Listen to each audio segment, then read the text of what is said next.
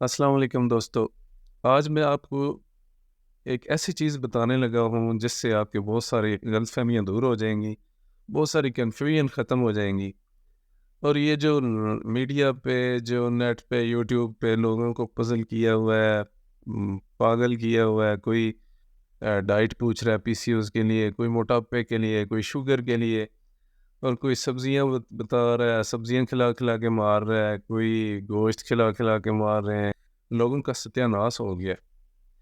تو آج اس راز سے پردہ چاک کر رہا ہوں کہ اس کے پیچھے ایکچوئل ریزن کیا ہے، اور اس ساری کنفیوژن سے بچنے کا طریقہ کیا ہے۔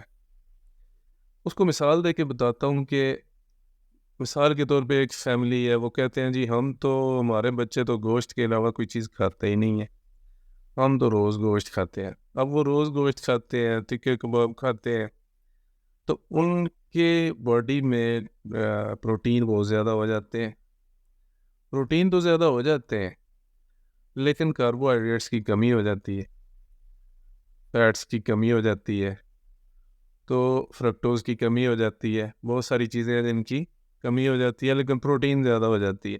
تو الٹیمیٹلی کیا ہوتا ہے کہ ان کو پروٹین کی ایکسیس والی جو ڈیزیزز ہیں وہ سٹارٹ ہو جاتی ہیں، مثلاً تھرومبوسس ہو گیا، کلاٹنگ ہو گئی، ٹیومرز ہو گئے، پی سی اوز ہو گئے، سسٹس وغیرہ ہو گئی، فائبروسس ہو گیا، ٹونسلز ہو گئے، جوڑوں کا درد ہو گیا، یورک ایسڈ ہو گیا، یہ ساری وہ والی ڈیزیز سٹارٹ ہوگی۔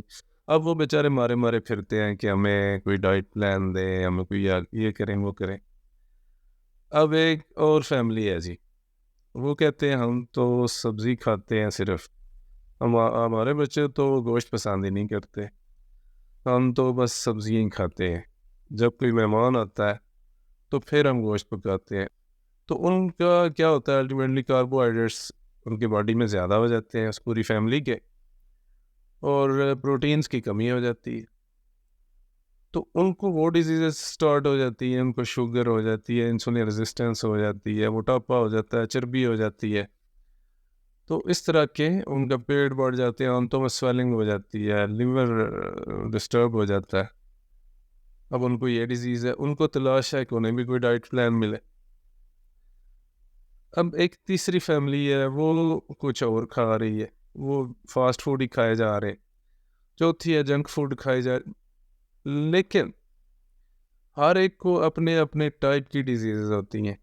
لیکن ایک بات یاد رکھیں، یہ ایک آفاقی اصول ہے، اس کو اصول کے طور پہ ہمیشہ یاد رکھیں، آپ کے کام آئے گا کہ کبھی بھی جس لائف سٹائل کے اندر، جس ڈائٹ پلان کے اندر کوئی انسان رہ رہا ہوتا ہے، اس کو کوئی ڈیزیز لگ جاتی ہے، کوئی بیماری لگ جاتی ہے، تو جب تک وہ لائف سٹائل یا وہ ڈائٹ چینج نہیں کی جاتی تب تک وہ بندہ ٹھیک نہیں ہو سکتا۔ یہ ان ساری تھیوریز کا کنکلوژن ہے کہ لوگ ایک ڈائٹ پلان پہ مائنڈ سیٹ ہوتا ہے ان کا، وہ اس سے ہٹتے نہیں ہے نارمل لائف میں، روٹین لائف میں۔ جس فیملی میں بھی کوئی لائف سٹائل، کوئی ڈائٹ سٹائل چل رہا ہے، وہ اس ڈائٹ سٹائل سے ہٹتا نہیں ہے جب تک وہ بیمار نہیں ہوتا۔ جب بیمار ہو کے ڈاکٹر کے پاس جاتا ہے تو تب اس کو ڈاکٹر جو بھی ڈائٹ بتا دیتا ہے اس پہ عمل کرتا ہے۔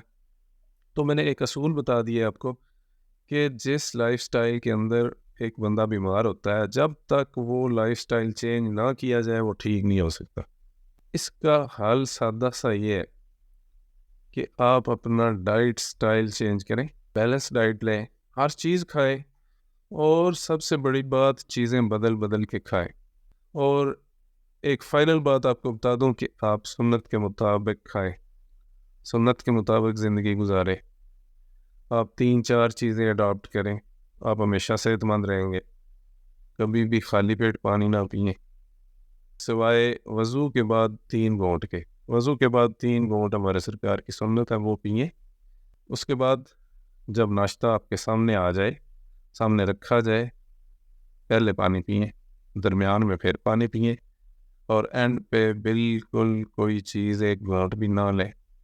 ہر کھانا، چاہے ناشتہ ہے چاہے شام کا کھانا ہے، پہلی تو بات یہی ہے کہ 2 ٹائم ہی کھائیں، صبح شام۔ تو کھانا کوئی بھی ہو اس کے بعد 3 گھنٹے تک آپ روزہ رکھیں، کوئی بھی ایک دانہ بھی نہ کھائیں، کیونکہ سارے جتنے بھی جوسز ہوتے ہیں، جتنے انزائمز ہوتے ہیں، جتنے ہارمونز ہوتے ہیں، وہ کھانے کے اندر آ کے شامل ہو رہے ہوتے ہیں، ایک خاص مقدار سے مکس اپ ہو رہے ہوتے ہیں. ان کا کام ہوتا ہے 2.5-3 گھنٹے تک. 2.5-3 گھنٹے میں آپ کا خوراک آپ کی ہضم ہو کے معدے سے آگے ٹرانسفر ہونا شروع ہو جاتی ہے.